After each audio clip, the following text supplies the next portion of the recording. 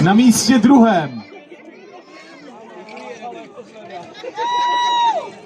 A to ještě neřek. Chceš počkat. Smečka z Hvožďan!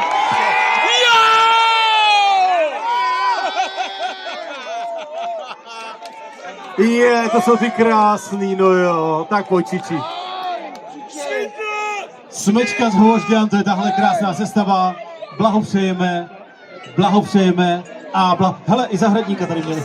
Blahopřejeme. Tak.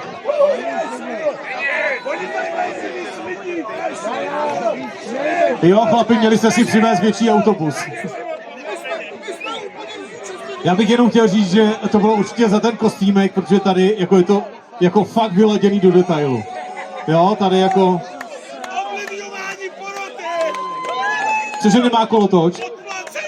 Jo, přesně jak říkáš, že to podplacený, měli jste zaplatit víc, viď? To víš, jste skrblíci, nemohli jste být první. Tak, teď jsem zvědavý, jak tohle vyfotíme teda, jo?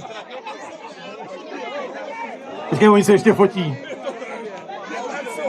A jak tam ten ksicht asi dostanu, ne, do tohohle? Já myslím, že takhle to mají hezký, jako. Mně se líbí, že ta malá má to pohřební kvítí a tím to stačí, jako.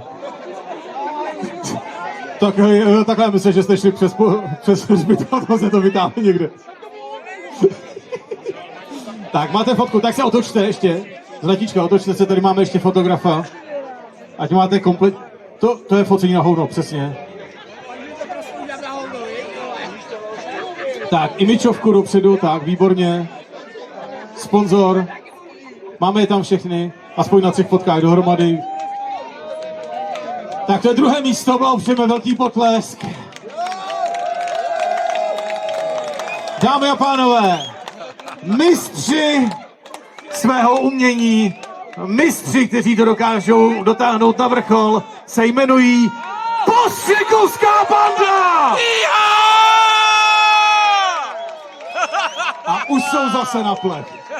Ty jsi zase, viď? Já bych mu rád pomáhal, on ho zmuchlá, někomu zodpovědnému. Blahopřeju. Drž si dítě. Ale takhle bych to nedělal teda.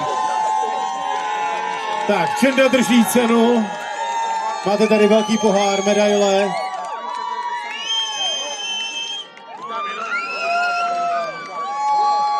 Ježiš, já bych chtěl, aby všechno vyhlašování, co se kdy dělá, mělo takovouhle atmosféru. To je geniální.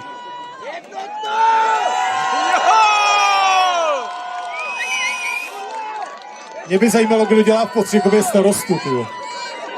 Tam to musí být strašně jednoduchý, tam hodíš basu piva do placu a je to vyřešený. Tam je to dobrý prostě. Jo. No jo, no tak.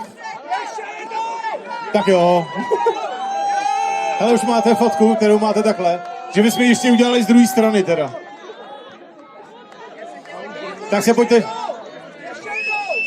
Já bych to řekl ještě jednou, ale otočte se. Už to máte všichni vyfocený, všechny maminky to mají.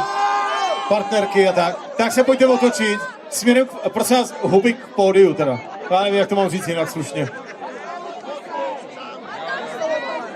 Tady koukám slečně na zadek a ta by měla být takhle vzadu, jako jo. Měl bych se jí dívat do tváře.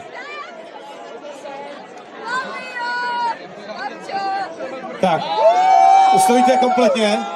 Tak přátelé, a my se teď díváme do tváří dvojnásobných vítězů. Stejně jako první, tak i druhý ročník dokázala ovládnout Postřikovská banda.